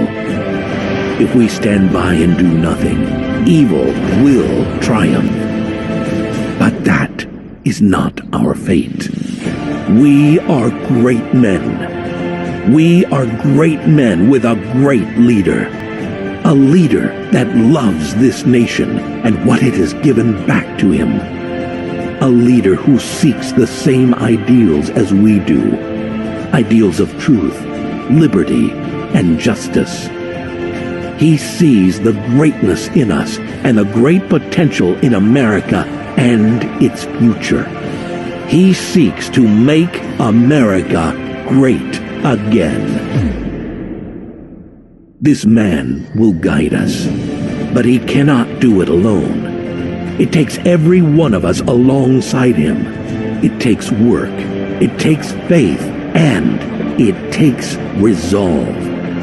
Together we can fight this storm. We can fight and we will win. Unite now. Gather alongside him. Come together for this nation. Bear the colors of red, white, and blue that are woven into the fiber of this nation, saturated with the blood of patriots that came before us. Sacrifice your time, Sacrifice your effort to rebuild this nation together. Together we can save America. The America that lives in all of us. Trump 2024. Y la actitud arrogante y sin filtro de Donald Trump es simplemente el papel que le toca actuar en esta gran dialéctica, y cuidadosamente presentado por la media para reflejar al líder atrevido perfecto, alguien que no es políticamente correcto, alguien que no teme llamar a las cosas por su nombre, porque el término políticamente correcto prácticamente nació con la agenda LGBTQ y las demás agendas liberales, el cual ha sido utilizado como un elemento de represión y censura. Entonces todos aquellos que se han sentido frustrados por haber sido silenciados o impedidos de manifestar sus opiniones en contra de la ideología de género, por temor a ser acusados como discurso de odio o de ser políticamente incorrectos, también se vuelcan en apoyo de quien se presenta, como se dice, sin pelos en la lengua, para llamar a las cosas por su nombre y acabar de una vez por todas con la hipocresía de todos aquellos que fingen que las agendas liberales tienen sentido, por cobardía de hablar en contra del error. We've got to get down to the problems. We can't worry about being politically correct. We just can't afford anymore to be so politically correct. Tal y como acabamos de ver ocurrir en la nación de Argentina, Javier Milei, el individuo más políticamente incorrecto que podemos imaginar. Al zurdo de mierda no le podés dar ni un milímetro. Pero ¿me podés definir zurdo de mierda? Que no todos los que, digamos, los colectivistas, los que ponen, digamos, o sea, esa idea... A ver, ¿por qué le ponés de mierda, digamos? Porque son una mierda. Gente, pero ¿qué sabés vos de economía? Acabas de demostrar que no sabés nada. No quiero saber. No sabés nada. No quiero saber. Tengo claro que no querés saberlo. Porque sos una bestia. Como vos no sabés. Y quien por supuesto defiende exactamente el mismo perfil ideológico de la ultraderecha nacionalista norteamericana, incluyendo su apoyo a Israel, y seguramente también un futuro defensor de la ley dominical. Es precisamente un adelanto de lo que parece que ocurrirá en los Estados Unidos de América. Decretado el fin de la noche populista y el renacer de una Argentina próspera y liberal.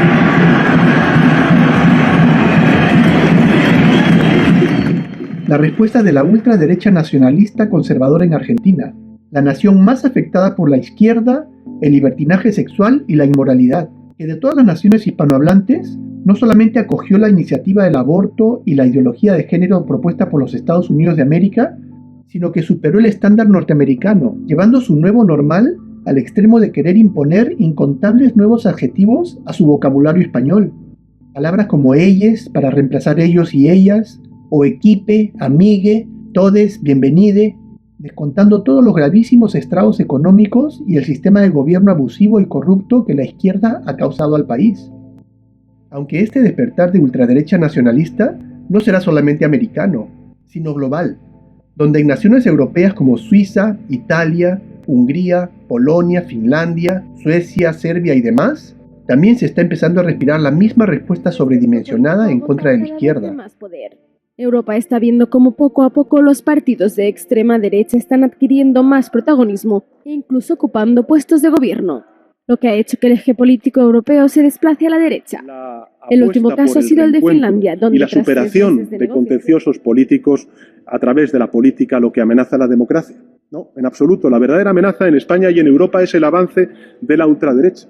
Y también, si me lo permiten, la irresponsabilidad de las derechas tradicionales. Y considerando que esta ultraderecha es también incondicional en su apoyo a Israel, mientras que la izquierda lo es de Hamás, lo que estamos viendo es una situación que, de continuar, dividirá al mundo en un sentido que puede eventualmente convertirse en guerra mundial. ¿No creen? A estas alturas solamente nos queda especular acerca de la forma mediante la cual se van a dar los eventos, porque sin duda nos espera más de una gran sorpresa en lo que pareciera que va a pasar, como fue el caso de la crisis del COVID, que verdaderamente nadie anticipó. Sin embargo, ahora claramente se puede discernir cómo su llegada al mundo ha servido y va a servir mucho a los propósitos en relación a lo que viene en el futuro.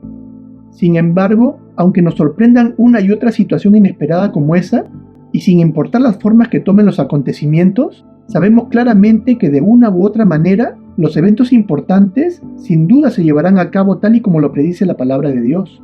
Ya sea que la marca de la bestia venga al mundo principalmente como resultado de la crisis del cambio climático, o como resultado de esta iniciativa de ultraderecha, o quién sabe las vueltas que toda esta historia tiene todavía para dar. No debemos perder el horizonte acerca de lo importante.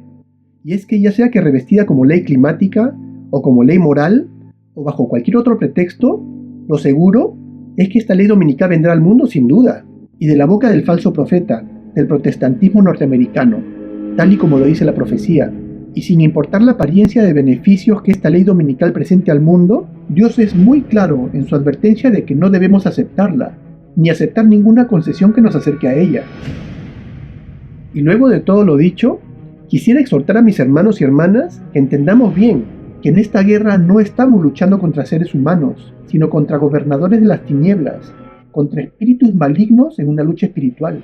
Por eso es importante aclarar que mi mensaje no es solamente para adventistas, ni solo para protestantes o católicos, sino que exhorto a todos quienes están escuchando mi mensaje a abrir sus Biblias, que escudriñen las profecías por su cuenta, y no se contenten con las palabras de sacerdotes ni pastores pensando que ellos saben lo que están hablando, porque no estamos batallando contra individuos, sino estamos batallando contra principios que representan ya sea el gobierno de Satanás y su domingo, o el gobierno de Dios y su cuarto mandamiento del sábado.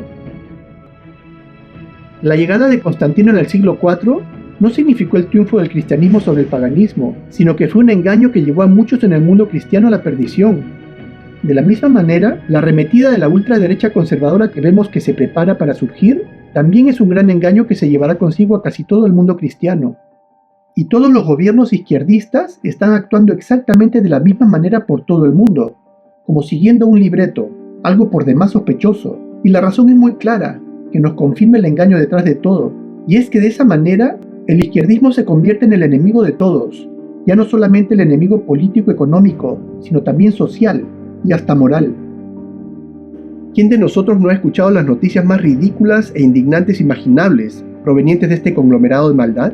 Una mujer de 77 años se casa consigo misma, un hombre transgénero de 46 decide cambiar de vida y se convierte en una niña de 6, clases de satanismo para niños de primaria, hombres transgénero enseñando perversidades a los niñitos en los jardines de infancia, niños transvestis, y toda clase de abominación que causa un tremendo daño a la sociedad y revuelve el estómago al mundo conservador.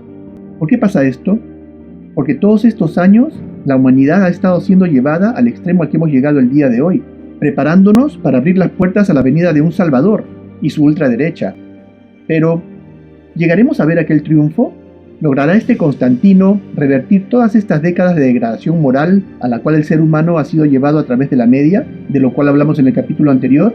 ¿O será que esta reacción de ultraderecha es aquel ingrediente clave que finalmente desencadenará aquel cataclismo social formidable del que hemos hablado, que las fuerzas del mal han preparado para este mundo, y de cuyas cenizas finalmente surja como resultado el gobierno del anticristo? Porque este monstruo de maldad al cual se busca destruir también se llama democracia.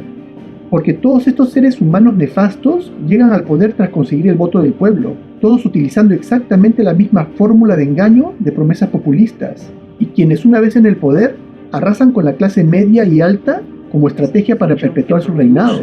La dicha que produce ayudar a la gente humilde, a la gente pobre, pero además ayudando a los pobres va uno a la segura, porque ya sabe de que cuando se necesite defender, en este caso la transformación, se cuenta con el apoyo de ellos. No así con sectores de clase media, ni con los de arriba, ni con los medios, ni con la intelectualidad. Entonces, no es un asunto personal, es un asunto de estrategia política. Estábamos allí con motivo de que yo le había dicho al presidente Chávez que quería conversar con él sobre los problemas económicos y financieros que se le avecinaban al país. Y entonces él me dice, pero así con un cinismo enorme, con su cara bien lavada como la de él, me dice, caramba, usted no ha comprendido la revolución. La revolución se trata de mantener a los pobres pobres, pero con esperanza. Porque los pobres son los que votan por nosotros, los pobres son los que nos dan el poder. Y mientras nosotros hacemos el discurso de la defensa de los pobres, no los podemos sacar a la clase media, porque dejan de ser pobres y pasan a ser nuestro enemigo. Entonces los pobres tienen como destino ser pobres hasta tanto nosotros hagamos la transformación cultural que se requiere en este país. Y cuando los pobres dejan de ser pobres y tienen, entonces se vuelven de derecha. Y viene el problema. El tema que habría que entender qué es lo que pasa, es que cuando sacas a gente de la pobreza y llegan a clase media se les olvida de dónde vienen. mostrando al mundo que el problema no es tanto la izquierda y sus terribles gobernantes, sino el sistema democrático, a través del cual llegan al poder. De manera que no podremos acabar con ellos, sin acabar primero con la democracia. El plan del anticristo para acabar con la democracia. Y es ahora cuando los pobladores de la Tierra están listos para aceptar una propuesta de un nuevo orden mundial, hastiados de las interminables historias de horror que leen en la media todos los días, porque ya sea izquierda o derecha, tanto los presidentes como toda la clase política de los países regidos por la democracia son hoy más que nunca antes no solamente protagonistas de los más escandalosos casos de inmoralidad y deshonestidad, una y otra vez, sino además se les presenta frecuentemente como seres humanos completamente incapaces de gobernar, unos por ser increíblemente corruptos, otros expuestos al mundo como idiotas, causando una gran frustración y resentimiento a los pueblos. Parte de la movilización en la que los ciudadanos condenaron el actuar de la judicatura en el país. Estamos en las calles para expresar nuestro repudio a las redes y mafias criminales que se han apoderado de las instituciones del Estado. La indignación de los peruanos estalló luego de conocerse una amplia red de corrupción, tráfico de influencias y favores en altas instancias de la justicia. Más de 1,5 millones de personas se han manifestado contra la presidenta Dilma Rousseff y contra los últimos escándalos de corrupción que han golpeado al país sudamericano. En Colombia, esta ha sido una semana complicada para el presidente Gustavo Petro, al que le han abierto distintos frentes, con crisis ministerial, protestas campesinas y sospechas de corrupción en contra de su familia. Pero pocos son los que pueden ver el engaño que se esconde tras todo este gran teatro, porque todos estos políticos no son más que actores haciendo su trabajo. Tanto Milei con su carácter agresivo y prepotente, así como Lula da Silva y su irritante impunidad, o Nicolás Maduro y sus estupideces. Pregunto yo, ¿cómo es posible que alguien que refleja una imagen de ser un completo incompetente mental llegue al punto de secuestrar una nación entera por más de una década? El lunes vamos a empezar la entrega de 35 millones de libros y libras. No vale, tapaboca bien puesto, mira bien, que cubra bien aquí la pantorrilla. Comunidad por comunidad, meternos allí, multiplicarnos, así como Cristo multiplicó los peces y los panes. Barinas, Táchira, Bolívar, todo el país de punto a punto, los 5 puntos cardinales. Hoy celebraron en Barinas, Venezuela, estado natal del fallecido Hugo Chávez, presidente de Venezuela, el que hubiera sido su cumpleaños número 60. Estuvo presente Nicolás Maduro, el actual presidente, quien dijo que otra vez se le apareció un pajarito con un mensaje de Chávez. Es una de las tantas situaciones incomprensibles de nuestros tiempos, y la respuesta es que la fuerza que lo mantiene en el poder no es propia, sino que es la misma fuerza que ha mantenido a la dictadura castrista sobre Cuba por más de 60 años. Porque todos son súbditos de Roma, la bestia que a todo el mundo pisotea, trilla y despedaza, y controlados muy de cerca por la orden jesuita, destruyendo la democracia y haciéndola caer en descrédito, porque es precisamente la democracia moderna, aquella fuerza que mantiene abierta la herida mortal de la bestia, porque el papado nada puede hacer contra el pueblo de Dios, mientras las naciones se rijan bajo leyes de libertad religiosa en países democráticos. De manera que una vez que la democracia desaparezca, la herida mortal del papado se habrá sanado por completo. Escuchemos al otro Nicolás Maduro, disertando para las Naciones Unidas. Que desde el Fondo Monetario Internacional, desde el Banco Mundial, se le imponen a nuestros países, se hace inviable el desarrollo y el logro de estas anheladas, nobles, necesarias y justas metas que nos estamos proponiendo del 2015 al 2030. Solo una transformación profunda de los sistemas económicos, solo un cambio absoluto y total de los sistemas impuestos del pensamiento único neoliberal que están representados en el Fondo Monetario Internacional y en el Banco Mundial, le dará viabilidad económica y sostenibilidad a las metas y a los objetivos. No son las palabras de un idiota, y observen que su discurso no es leído. Y lo que estamos por vivir en este drama que se avecina puede bien convertirse en aquella gran batalla final entre la extrema izquierda radical y la ultraderecha nacionalista, como los dos extremos distorsionados de lo que podría ser un sistema de gobierno balanceado, con la finalidad de llevarnos no solamente a detestar aún más a la clase política actual, sino que también nos acercaría al hombre síntesis, al líder perfecto, justo y moderado al sumo pontífice romano y su nuevo orden mundial. Porque la Biblia también dice que eventualmente todas las naciones de la tierra cederán su soberanía al poder papal, lo cual podríamos especular que ocurra luego del choque entre estos dos grandes poderes, la síntesis de la dialéctica, con características de capitalismo, pero escondiendo al comunismo en su vientre. ¿Qué podría ocurrir si en medio de esta revolución de ultraderecha conservadora, los Estados Unidos y el mundo empezaran a experimentar desastres naturales de gran envergadura? ¿Podrá el gobierno norteamericano continuarse negando a aceptar el cambio climático? En el punto 72, la Carta Apostólica Laudate Deum dice: si consideramos que las emisiones per cápita en los Estados Unidos son alrededor del doble de las de un habitante de China y cerca de 7 veces más respecto a la media de los países más pobres, podemos afirmar que un cambio generalizado en el estilo de vida irresponsable ligado al modelo occidental tendría un impacto significativo a largo plazo. Así, junto con las indispensables decisiones políticas, estaríamos en la senda del cuidado mutuo. Aquí vemos cómo la primera bestia coloca sus manos sobre la segunda bestia, poniéndola al frente del liderazgo en la lucha contra el cambio climático, tal y como lo dice la palabra profética. Entonces, ¿cómo es que los Estados Unidos de América va a conciliar su rol de líder en la lucha contra el cambio climático al mismo tiempo que se retira del Tratado de París? Parece que aún habrá más de una sorpresa en esta novela, ¿no creen? Y cuando revisitamos la historia de la primera dialéctica, vimos que tanto Diocleciano con su persecución, así como Constantino con su liberación, aunque polos opuestos, ambos eran poderes romanos, es decir, que la contienda fue de Roma contra Roma, lo cual es exactamente el caso en la contienda del presente, donde lo que vemos en realidad es a católicos luchando contra católicos, donde todo este esfuerzo de ultraderecha conservadora del que estamos hablando es liderado, como vimos, por católicos, queriendo imponer valores tradicionales católicos, contra izquierdistas como Joe Biden, y globalistas y abanderados del cambio climático como John Kerry, quien ha visitado al Papa hasta en 4 oportunidades, todos los cuales también son católicos. Y es allí donde se vende al mundo la ilusión de dos poderes luchando uno contra el otro, aunque ambos provienen de Roma. ¿Quién piensan que ganará cuando Roma se enfrenta a Roma? Roma, por supuesto. Aunque mientras se prepara la respuesta sobredimensionada de la ultraderecha conservadora, al mismo tiempo se está preparando el advenimiento de la síntesis, así como en tiempos pasados en que la síntesis acabó con la pureza del cristianismo, amalgamándolo con el paganismo y dando lugar al nacimiento de la Iglesia Católica, que es paganismo bajo el manto del cristianismo, y posteriormente el regreso de la persecución. De una manera similar, en el presente esa amalgama será entre el capitalismo y el comunismo, o un capitalismo inclusivo, una audaz propuesta lanzada por el pontífice romano, el Papa Francisco. O Papa se reuniu com o Conselho para o Capitalismo Inclusivo. É uma organização que reúne empresários e líderes políticos para promover uma economia em benefício de todas as pessoas.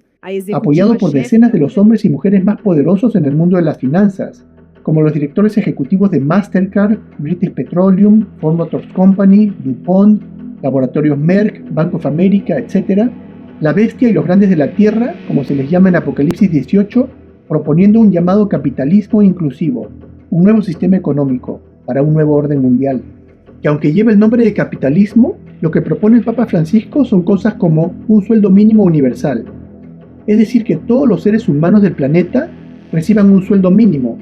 ¿No lo creen? Búsquenlo, que es bien real. La redistribución de las riquezas, de los ricos a los pobres, una iniciativa global, liderada por todas las naciones del planeta, para llevar a cabo esta redistribución.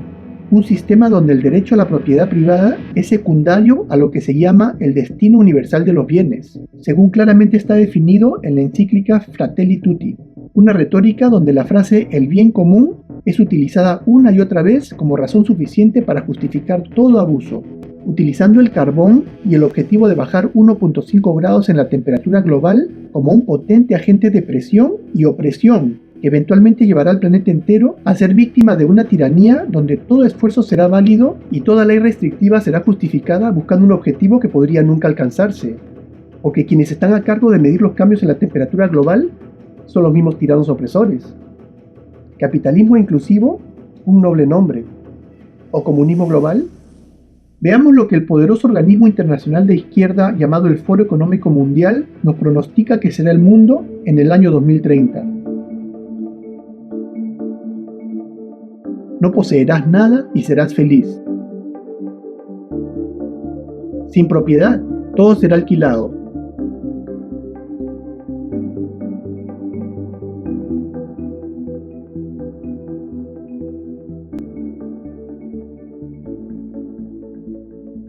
Transhumanismo,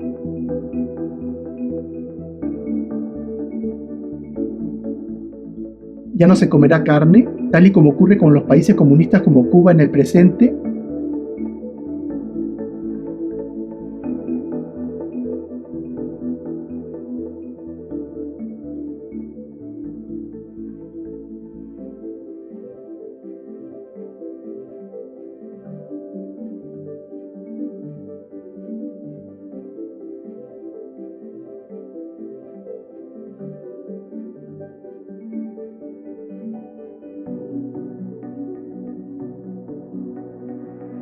Algunas mentiras de las que hablamos en el capítulo pasado.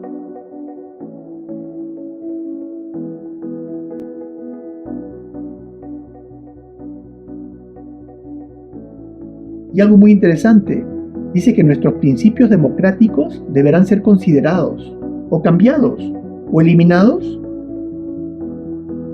traído al mundo por cortesía de el Sumo Pontífice Romano. ¿Sabían ustedes que el primer Constantino también llevaba el título de Sumo Pontífice? No hay nada nuevo bajo el sol, dice el proverbio. Aunque no quiero que perdamos de vista el asunto central, objeto de este capítulo, que es la marca de la bestia que está por arribar al mundo, lo cual tenemos que tener claro como el agua. Y si tú que me estás escuchando eres ateo, este mensaje es para ti, que no te dejes engañar.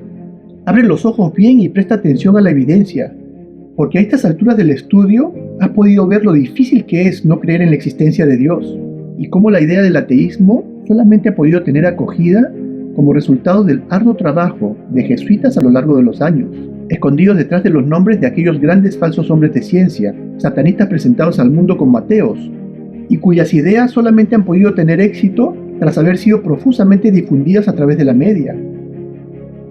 Si eres creyente, este mensaje es para ti, porque ya has podido ver que en el más amplio sentido de la palabra, como dice el refrán, todos los caminos llevan a Roma. Y si tu deseo es ser parte del pueblo de Dios, recuerda que la Biblia dice maldito o desdichado el hombre que confía en el hombre. Y no te conformes con las palabras de tu sacerdote o pastor, sino busca la verdad en el único lugar donde la puedes encontrar, en la palabra de Dios. Recuerda que no todos los que dicen Señor, Señor entrarán en el reino de los cielos, sino los que hacen la voluntad de Dios. Y como está escrito, la voluntad de Dios es que guardemos sus mandamientos, no 9, sino todos. Y busca la voluntad de Dios en tu vida, en súplica y oración, porque el día del Señor está cerca, y solo podrán mantenerse en pie quienes tengan una verdadera relación con Jesucristo. Y si eres adventista del séptimo día, este mensaje es para ti, para decirte que no te aferres a tu denominación más que a Dios. Aprende tu doctrina con diligencia, a la luz de las Escrituras, y esfuérzate por ser fiel a tu llamado, porque sin duda no todos los adventistas se salvarán, ni todos los no adventistas se perderán, porque Dios tiene un pueblo, no una denominación. Así que sé vigilante, y si sabes que es tu rol llevar la verdad al mundo en este tiempo, no puedes callar, ni dejarte llevar por el mundo, olvidando tu deber moral, porque a quien más se le ha dado, más se le pedirá cuentas. Así que a trabajar, porque si tú no lo haces, de seguro lo harán las piedras. Pero de que el mensaje llegará al mundo, no hay duda, porque está escrito. Pasemos entonces al siguiente capítulo, donde vamos a hablar acerca del creciente fenómeno de avistamientos extraterrestres, del espiritismo y de otros engaños, y su relación con la infame ley dominical. Nos vemos pronto. Muchas gracias.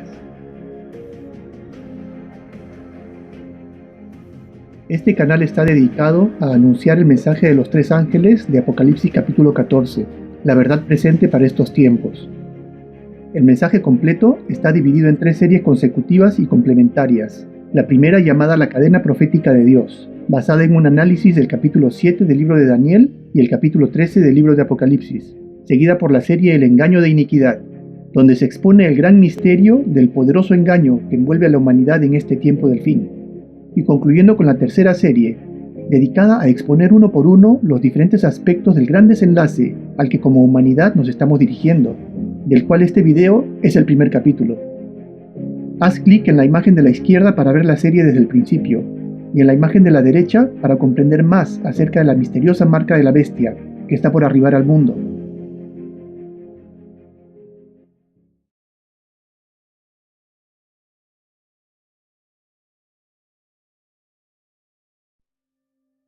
El Evangelio de San Juan se escribió 2 generaciones después de la crucifixión de Jesús el Mesías.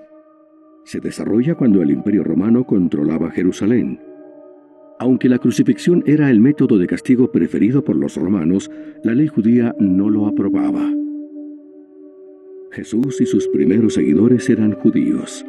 El Evangelio muestra que Jesús era un rabino que enseñó con autoridad y dio la interpretación correcta de las Escrituras.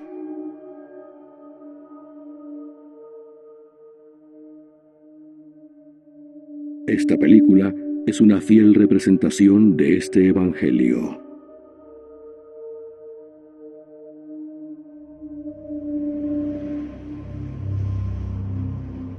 El Evangelio según San Juan. En el principio ya existía el Verbo, y el Verbo estaba con Dios, y el Verbo era Dios. Él estaba en el principio con Dios. Todas las cosas fueron hechas por medio de Él, y sin Él nada de lo que ha sido hecho fue hecho. En Él estaba la vida, y la vida era la luz de los hombres. La luz brilla en las tinieblas, y las tinieblas no la comprendieron.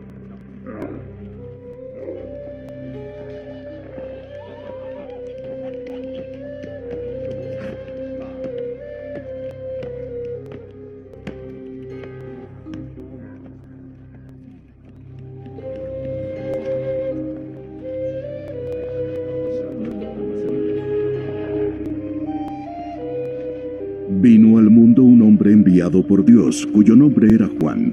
Este vino como testigo para testificar de la luz, a fin de que todos creyeran por medio de él. No era él la luz, sino que vino para dar testimonio de la luz. Existía la luz verdadera que, al venir al mundo, alumbra a todo hombre.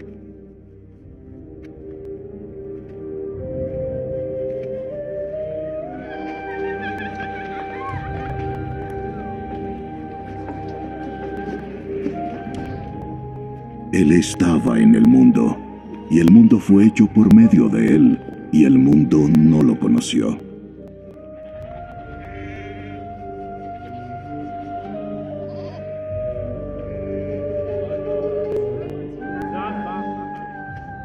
A lo suyo vino, y los suyos no lo recibieron.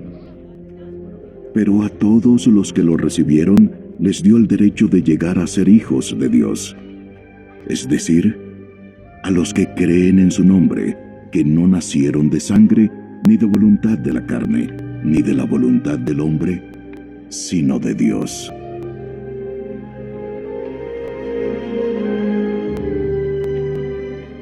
El Verbo se hizo carne y habitó entre nosotros. Y vimos su gloria, gloria como del unigénito del Padre, lleno de gracia y de verdad. Juan dio testimonio de él. Este es aquel a quien me refería cuando dije, el que viene después de mí es más importante que yo, porque él existía mucho antes que yo. Pues de su plenitud todos hemos recibido, y gracia sobre gracia, porque la ley fue dada por medio de Moisés. La gracia y la verdad fueron hechas realidad por medio de Jesús, el Mesías.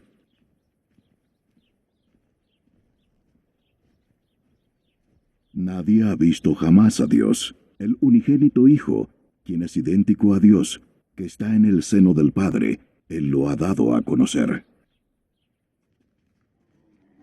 Este es el testimonio de Juan cuando los judíos enviaron sacerdotes y levitas a preguntarle: ¿Quién eres tú? Y él confesó, y no negó, pero confesó: Yo no soy el Mesías. ¿Y entonces qué? ¿Eres Elías? No lo soy. ¿Eres el profeta? No. Entonces, ¿quién eres? Ya que tenemos que dar respuesta a los que nos enviaron. ¿Qué dices de ti mismo? Juan les respondió: Yo soy la voz del que clama en el desierto. ¡Abran un camino derecho para el Señor!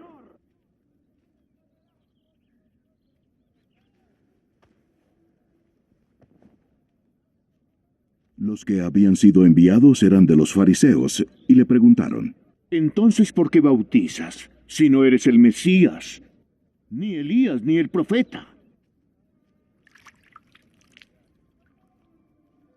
Yo bautizo en agua. Pero entre ustedes está uno a quien ustedes no conocen. Él es el que viene después de mí, a quien yo no soy digno de desatar la correa de la sandalia.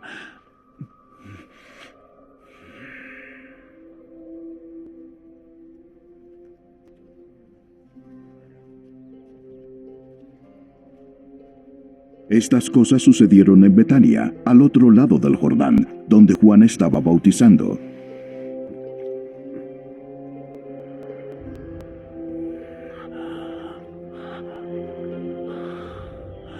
Al día siguiente, Juan vio a Jesús que venía hacia él y dijo: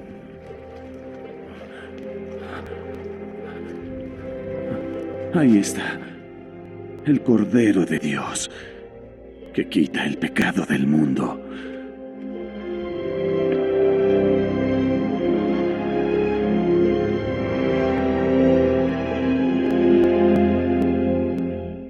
A él me refería cuando yo dije: después de mí viene un hombre que es antes de mí, porque era primero que yo. Yo mismo no sabía quién era. Pero he venido bautizando con agua, precisamente para que el pueblo de Israel lo conozca. Juan también dio testimonio, diciendo: He visto al Espíritu Santo que descendía del cielo como una paloma y se posó sobre él. Yo no lo conocía, pero el que me envió a bautizar en agua me dijo: aquel sobre quien veas al Espíritu descender y posarse sobre él, este es el que bautiza en el Espíritu Santo. Yo ya lo he visto y soy testigo de que es el Hijo de Dios.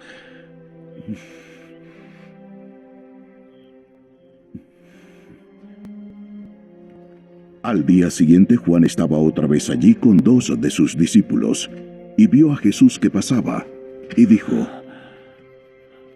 Ese es el Cordero de Dios. Y los 2 discípulos le oyeron hablar, y siguieron a Jesús.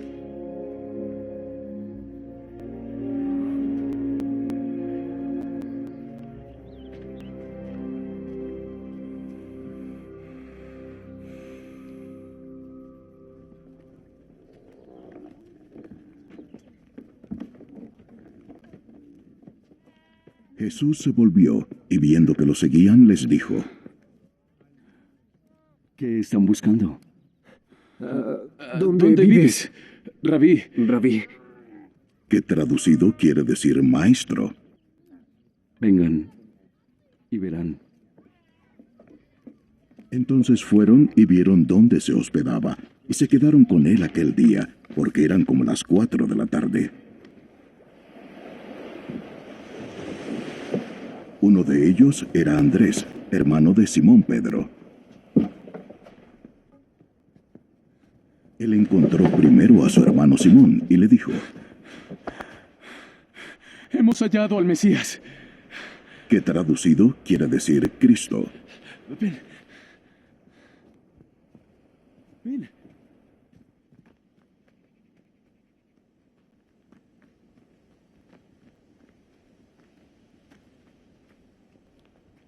Entonces lo trajo a Jesús.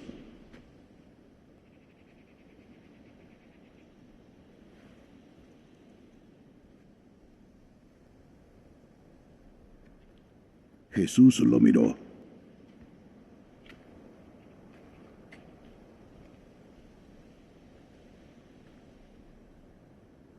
Tú eres Simón, hijo de Juan.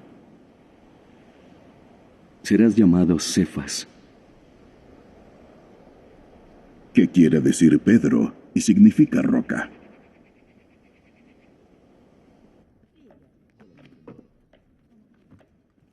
Al día siguiente Jesús se propuso salir para Galilea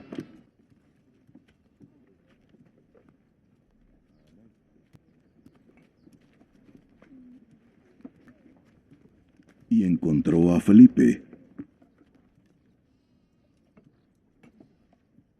y le dijo: Vamos, sígueme.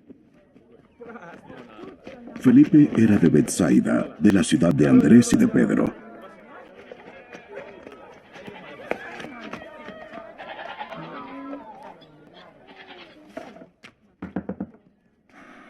Felipe encontró a Natanael. Hemos hallado a aquel de quien escribió Moisés en la ley y de quien escribieron los profetas. Es Jesús, el hijo de José de Nazaret. ¿Puede algo bueno salir de Nazaret? Ven y ve.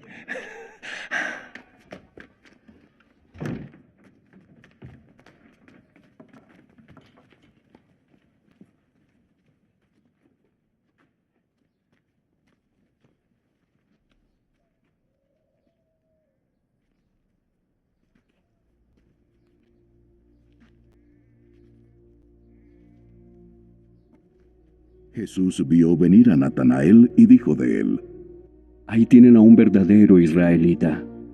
No hay nada falso en él.